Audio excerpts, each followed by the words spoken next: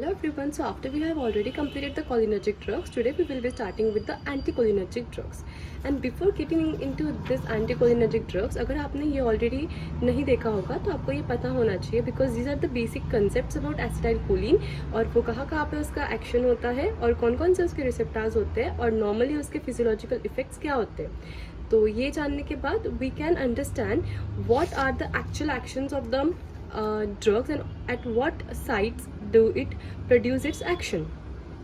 ACH is acetylcholine, which basically is a neurotransmitter. And what neurotransmitter is? So neurotransmitter is a substance which help transmit the information from one neuron to the other neuron. Starting from the basics, the nervous system is divided into central nervous system and peripheral nervous system.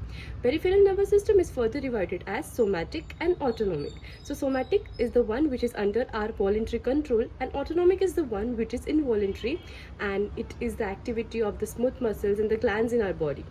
Peripheral nervous system under autonomic system is again further divided as sympathetic and parasympathetic. And when talking about adrenergic and cholinergic drugs, our main focus is the sympathetic and the parasympathetic nervous system. So when talking about cholinergic drug specific, our main focus is parasympathetic nervous system. So what basically happens is in the central nervous system, a neuron originates, its fibers enter the peripheral nervous system, and in the peripheral nervous system, a parasympathetic ganglion is present in some or the other part in the periphery. It might be present in an organ or it might be present along the vertebral column in the form of some chain or other ganglia. These fibers which originate from the central nervous system, the nerve fibers, the axons of the neurons are known as the preganglionic fibers, क्योंकि ये हमारा जो sympathetic ganglion है उसके पहले होते हैं, इसीलिए they are known as the preganglionic fibers. Similarly, when this neurons or the axons of the neuron which is coming from the central nervous system, it gets terminated in the parasympathetic ganglion, and after terminating it synapses on another neuron which starts from the parasympathetic ganglia and it ends into the end organ. So basically बहुत ही simple sense में अगर हमें समझना है तो parasympathetic में हमेशा दो न्यूरॉन्स होते हैं. जब हमें सेंट्रल नर्वस सिस्टम से इंफॉर्मेशन पास करना होता है टारगेट ऑर्गन तक, तो वहाँ पे बीच में हमें दो न्यूरॉन्स की हेल्प लेनी पड़ती है. एक खुद जो सेंट्रल नर्वस सिस्टम में से ओरिजिनेट हो रहा है और उसका हम ये इसे ऐसे समझ सकते हैं कि उसका जो एक्सॉन है वो फाइनली ख़त्म हो जाता है पैरासिम्पैथेटिक गैंग्लियन तक, वो पूरा यहाँ तक नहीं जा सकता, उसकी लेंथ छोटी होती है, इसीलिए वो रिले करता है पैरासिम्पैथेटिक गैंग्लियन में और वहाँ से दूसरा न्यूरॉन स्टार्ट होके it enters the target organ. तो what is the function of this neurotransmitter? The neurotransmitter acetylcholine helps transmit the message from one neuron to other neuron and finally from the neuron to the organ. So the axons or the axon terminals release the acetylcholine, the neurotransmitter acetylcholine, and then it is uptaken by the receptors which is present on the membrane of the body of another neuron. और यहाँ पे हमारे दो acetylcholine के जो दो receptors है वो दो है basically, they are nicotinic and muscarinic, but at the level of the nerve cell the receptor which is present is the nicotinic receptor, and then the acetylcholine gets bind to the receptor और फिर membrane channels open होते हैं जिससे कि a wave of depolarization takes place जो पास होता है उसके head से body of the neuron से तो उसके terminal तक, और finally क्या होता है वहाँ पे बहुत सारे bags होती हैं जिसमें ACH है यहाँ पे nerve ending पे, और फिर वो bags open होती है जिससे कि ACH जो है वो बाहर release होता है nerve terminal से, and finally it is open to get active to do its activity on the target organ. So target organ के level पे if we talk about the stomach के membrane पे again दो receptors present रहेंगे, nicotinic receptor and muscarinic receptor, which will uptake the acetylcholine released by the nerve terminal, and finally the action of the parasympathetic system will start. Now there is a enzyme known as acetylcholinesterase. जब भी हम किसी भी enzyme में बात करते हैं esterase अगर हमें दिखता है तो हमें एक चीज़ समझना है कि it what it does is it breaks the enzyme, the protein. जैसे अभी यहाँ पे एसिटाइल कोलिन एस्टरेज है, तो esterase is basically a seizure जो कट करता है एसिटाइल कोलिन को. जैसे हम लोग लाइपेज की बात करते हैं जो लिपिड को कट करते हैं, या प्रोटीएज होते हैं जो प्रोटीन्स को कट करते हैं, वैसे ही acetyl choline esterase they basically cut the acetyl choline. अभी हमें जो एसिटाइल कोलिन है ये this is just a neurotransmitter जो पैरासिम्पैथेटिक नर्वस सिस्टम का पार्ट है, जो एक मैसेंजर है पैरासिम्पैथेटिक नर्वस सिस्टम में. इन जनरल अगर हमें पैरासिम्पैथेटिक नर्वस सिस्टम के सारे जो इफेक्ट्स हैं उनको याद रखना है, there is this mnemonic known as dumb bells. So dumb bells summarises all the specific activities which are carried out by the parasympathetic nervous system, जिसमें D stands for diarrhea, urination, meiosis, bradycardia, bronchoconstriction, emesis, lacrimation, and S for salivation and sweating. One thing what we all need to know is that the parasympathetic nervous system is mainly concerned with rest and digest. इसीलिए जो सारे flight और freight वाली activities होंगी जो basically sympathetic की है वो सारी कम हो जाएगी. इसीलिए हमारे हार्ट बीट और जो ये मायोसिस हो रहा है, construction of the pupil, all this things along with bronchoconstriction, तो ये जो रेस्पिरेटरी और कार्डियोवास्कुलर एक्टिविटीज़ है ये बेसिकली कम होगी और जितनी भी डाइजेस्टिव एक्टिविटीज़ है वो सारी बढ़ेगी, जैसे कि diarrhoea, urination, lacrimation, salivation. So all the rest and digest activities will rise and all the flight और flight activities will come down. So defining anticholinergic drugs. Anticholinergic drugs block the action of acetylcholine at the muscarinic receptors, thereby inhibiting the parasympathetic nerve impulses. हमने cholinergic drugs में क्या देखा था कि जो cholinergic drugs होते हैं वो ACH को मिमिक करके पैरासिम्पैथेटिक नर्व इम्पल्सेस को बढ़ाते हैं, जिससे कि पैरासिम्पैथेटिक नर्वस सिस्टम और ज़्यादा एक्टिवेट होगा. अभी उसी का अपोजिट यहाँ पे है एंटीकोलिनर्जिक ड्रग्स, तो ये एसिटाइल कोलिन के इफेक्ट को रोकेंगे.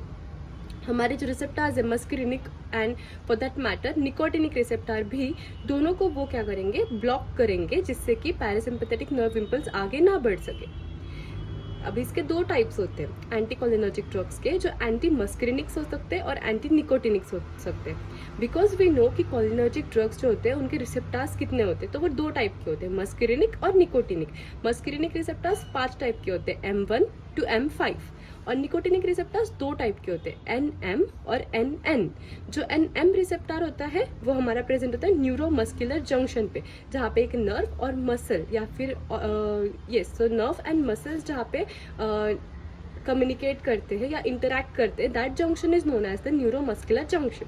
और जो NN टाइप का है वो पैरासिम्पैथेटिक गैंग्लियंस पे प्रेजेंट होता है. निकोटिनिक रिसेप्टर की बात कर रहे हैं हम लोग. सो NN जो होता है वो प्रेजेंट होता है गैंग्लियंस पे. Again it can be sympathetic ganglion and parasympathetic ganglion. So ये जो मैंने अभी बोला ये बहुत इंपॉर्टेंट चीज़ है टू अंडरस्टैंड कि निकोटिनिक रिसेप्टर्स जो होते हैं वो दोनों गैंग्लियंस पे प्रेजेंट होते हैं, sympathetic as well as parasympathetic. ये हम लोग देखेंगे इसका आगे इम्पोर्टेंस क्या है. तो पहले talking about the anti muscarinics, पहले अंडरस्टैंडिंग कि what are its basic uses. तो they block the muscarinic receptors. तो जितने हमारे फिजियोलॉजिकल इफेक्ट्स में हमने डम बेल्स की बात की थी, diarrhoea, urination, miosis, bradycardia, bronchoconstriction, emesis, lacrimation, salivation and sweating, तो ये सारी चीज़ें जो होती है इसको ये प्रमोट करता है muscarinic receptor. But anti muscarinic क्या करेगा, वही सारी चीज़ों को इनहिबिट करेगा. तो वो कौन से केसेस में यूज होगा, over active bladder syndrome, irritable bowel syndrome and bradycardia. Next is anti nicotinics. So anti nicotinics जो है वो हमारे निकोटिनिक रिसेप्टर्स को ब्लॉक करेंगे. अभी इसके यूजेस है smoking cessation. So as we all would know about nicotine tablets जो आती है जो स्मोकिंग सिजेशन के लिए हेल्प करती है, तो वैसे ही इसका भी फंक्शन होता है एंटी निकोटिनिक्स का, या फिर ये जो है ये सेम वही फंक्शन है एंटी निकोटिनिक्स का जो स्मोकिंग सिजेशन में हेल्प करता है. Then muscle relaxation and anaesthesia and lastly depression. अगर हमने पहला वीडियो देखा है कोलिनर्जिक का तो हमें ये चीज़ें अच्छे से समझ में आएगी. Now mechanism of action. तो जो एंटी मस्करिनिक्स होते हैं वो उनका जो साइट ऑफ एक्शन होता है वो post ganglionic parasympathetic effector organs. अभी ये जो वर्ड है इसका मीनिंग एक बार समझते हैं जो कि बहुत सिंपल है. तो post ganglionic parasympathetic effector organ. तो गैंग्लियन के बाद जो न्यूरॉन का एक्सॉन है वो फाइबर्स की बात कर रहे हैं, और वो जहाँ पे इफेक्टर ऑर्गन के साथ कम्युनिकेट कर रहा है वो जगह की बात अगर करेंगे तो ये वो पार्ट है जहाँ पे हम लोग जिसको हम post ganglionic parasympathetic effector organ बोलेंगे। तो यहाँ पे ये जो मेम्ब्रेन होगा वो इफेक्टर ऑर्गन का, वहाँ पे मस्कुलिनिक रिसेप्टर्स प्रेजेंट होंगे। देन रिसेप्टर्स ब्लॉक, तो मस्कुलिनिक रिसेप्टर्स जो पांचों टाइप के हैं वो ये जो ड्रग्स है वो पांचों में से कोई भी या फिर सारों को ब्लॉक कर सकते हैं। अभी एंटी निकोटिनिक्स की बात करते हैं। तो एंटी निकोटिनिक्स का साइट ऑफ एक्शन क्या है? गैंग्लिया, दोनों भी sympathetic ganglia and parasympathetic ganglia. तो ये एन टाइप जो है वो ये जो गैंग्लियाज होते हैं यहाँ पे ये प्रेजेंट होते हैं। तो यहाँ पे ये निकोटिनिक रिसेप्टर्स प्रेजेंट होते हैं। तो ये कौन सा सब टाइप हुआ उसका? एन टाइप हुआ। वही न्यूरोमस्कुलर जंक्शन पे भी एम टाइप के निकोटिनिक रिसेप्टर्स प्रेजेंट होते हैं। तो ये हमारा न्यूरोमस्कुलर जंक्शन हुआ, और यहाँ पे निकोटिनिक रिसेप्टर्स प्रेजेंट है जो कि एम टाइप के हैं। इसमें रिसेप्टर्स ब्लॉक कौन से होंगे? तो निकोटिनिक रिसेप्टर्स, जो हमारे दोनों टाइप के रिसेप्टर्स है, दोनों को ये ड्रग्स ब्लॉक कर सकते हैं। अब इनका मैकेनिज्म ऑफ एक्शन क्या है? तो एंटी मस्कुलिनिक्स जो है ये क्या करते हैं, जो हमारा एसिटाइलकोलिन है उसके एक्शन को कंप्लीट नहीं होने देते, जिससे कि स्टिमुलेशन जो है पैरासिम्पैथेटिक नर्वस सिस्टम का वो नहीं हो पाता। तो ये compete करते हैं with the action of ACH, जिससे कि वो ACH को उसके जो मस्कुलिनिक रिसेप्टर्स है उसको जाके बाइंड नहीं होने देते, और अगर वो बाइंड नहीं हुआ तो रिसेप्टर एक्टिवेशन नहीं होगा, जिससे कि पैरासिम्पैथेटिक एक्टिविटी कम हो जाएगी। इसीलिए हम इसका प्राइमरी इफेक्ट क्या बोलते हैं कि it inhibits the parasympathetic response. और ये अगर पैरासिम्पैथेटिक नहीं हो रहा है तो फिर क्या होगा? सिंपैथेटिक होगा। मतलब अगर एक चीज नहीं हो रही है, पैरासिम्पैथेटिक एक्टिविटी नहीं हो पा रही है, तो मतलब ही we are going toward sympathetic, right. अगर हार्ट रेट मैं कम नहीं कर पा रही हूँ, मतलब ये हार्ट रेट बढ़ रहा है, तो हार्ट रेट बढ़ रहा है ये कौन से इसमें आता है? फ्लाइट और फ्राइट रिस्पॉन्स में, that is parasympathetic response, sympathetic response में।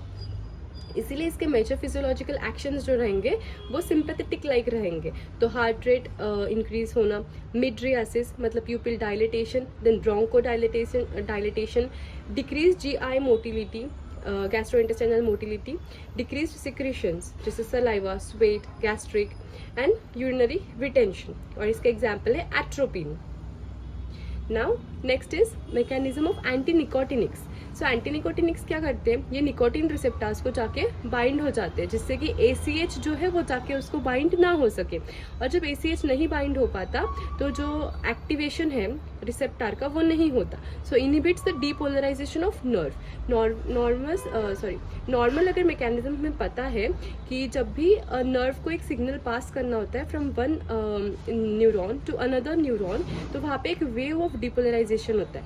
वेव ऑफ डीपोलराइजेशन क्या होता है कि पॉजिटिव चार्ज जो है वो न्यूरॉन के सेल में एंटर होता है, और वो एक वेव के फॉर्म में पूरा starting to ending from the body of the neuron to the axon terminal वो पूरा ऐसे पास होता है, जिससे कि वो नर्व को समझता है कि एक पॉजिटिव सिग्नल आया है और उससे आगे पास करना है। तो ये जो नर्व ऑफ ये जो वेव ऑफ डिपोलराइजेशन है इसे वो इनहिबिट करता है, जिससे कि नर्व इम्पल्स का ट्रांसमिशन जो है वो रुकता है, और जिससे हमारा पैरासिम्पैथेटिक एक्टिविटी कम होती है। तो इसमें प्राइमरी एक्शन क्या हुआ? Inhibition of the nicotinic transmission at the ganglia और द NMJ मतलब न्यूरोमस्कुलर जंक्शन। तो बिकॉज द निकोटिनिक रिसेप्टर्स जो है हमारे वो दो जगह पे प्रेजेंट है, एक तो गैंग्लियोनिक लेवल पे सिंपैथेटिक एंड पैरासिम्पैथेटिक, और दूसरा न्यूरोमस्कुलर जंक्शन पे, तो ये दोनों जगह पे उसके एक्शंस को इनहिबिट करेगा। इसीलिए जो सिंपैथेटिक एक्शन है वो भी कम हो जाएगा और पैरासिम्पैथेटिक आउटपुट भी कम हो जाएगा। तो इसमें मेजर फिजियोलॉजिकल एक्शन के अंडर अगर हम बात करते हैं तो गैंग्लियन ब्लॉकर्स जो होते हैं, जो कि एन रिसेप्टर्स है, वो क्या करते हैं? BP ड्रॉप करते हैं और पोस्चरल हाइपोटेंशन के केसेस में यूज होते हैं।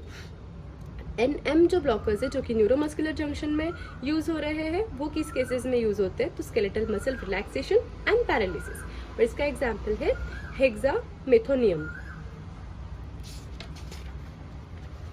Now talking about the therapeutic uses, it is helpful. Talking of the anti-muscarinics, they are useful in mydriasis. Mydriasis is used during the eye examination, जिससे कि pupil dilate हो जाता है and it is easy for the examiner to examine the eye.